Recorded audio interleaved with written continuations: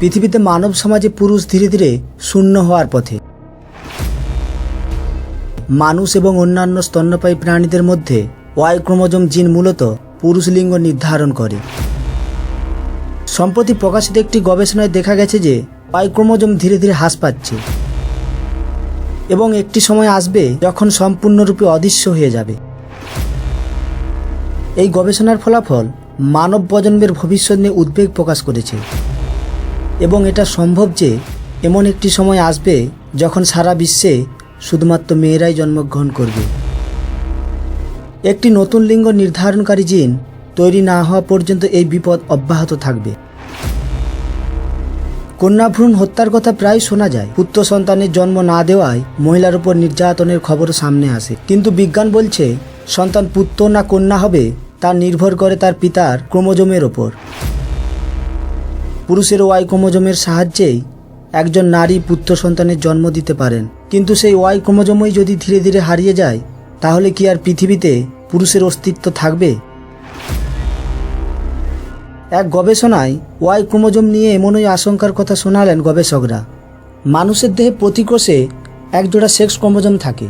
নারীর দেহে দুটোই এক্স ক্রোমোজোম আর পুরুষের দেহে একটি এক্স ও অপরটি ওয়াই ক্রোমোজোম। চিকিৎসা বিজ্ঞান বলছে যে ডিম্বাণুর নিষেক ঘটে সেটি এক্স ক্রোমোজোম বহনকারী না ওয়াই ক্রোমোজোম বহনকারী শুক্রাণুর সঙ্গে মিলিত হচ্ছে তার উপরেই নির্ভর করে মেয়ে না ছেলে হবে।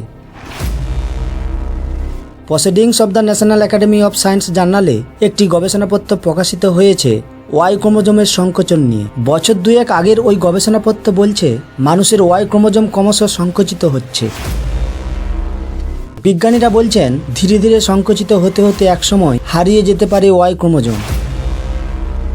প্রফেসর জেনি গ্রেভস বিষয়টি ব্যাখ্যা করে বলেন, অস্ট্রেলিয়ার স্তন্যপায়ী প্রাণী প্লাটিপাসকে পরীক্ষা করে দেখা গিয়েছে এক্স ওয়াই একটি সাধারণ জোড় ক্রোমোজোম যাতে সমান জিন রয়েছে। এখন মানুষের এক্স ক্রোমোজোমে প্রায় 900টি জিন রয়েছে আর ওয়াইতে 55টি জিন ও প্রচুর নন কোডিং ডিএনএ রয়েছে, যার অর্থ বিগত 166 মিলিয়ন বছরে ওয়াই ক্রোমোজোমের বাকি জিনগুলি নষ্ট হয়েছে।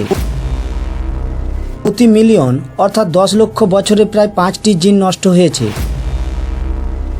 এইভাবে চলতে থাকলে শেষ 55টি জিন 11 মিলিয়ন অর্থাৎ 110 লক্ষ বছরে শেষ হয়ে যাবে। তখন পৃথিবীতে হয়তো শুধু কন্যা সন্তানের জন্ম হবে। এখানেই বড় প্রশ্ন, তাহলে কি পৃথিবী থেকে পুরুষের অস্তিত্ব মুছে যাবে? নতুন আশার আলো দেখালেন প্রফেসর গ্রেভস। তিনি বলেন, গবেষণায় দেখা গিয়েছে তখন নতুন লিঙ্গ নির্ধারণ জিন উদ্ভাবন হতে পারে, তবে বিষয়টি ততটা সহজ নয় বলে মন্তব্য করেন তিনি। নতুন লিঙ্গ নির্ধারণকারী জিনের বিবর্তনের সঙ্গে ঝুঁকিও আসে।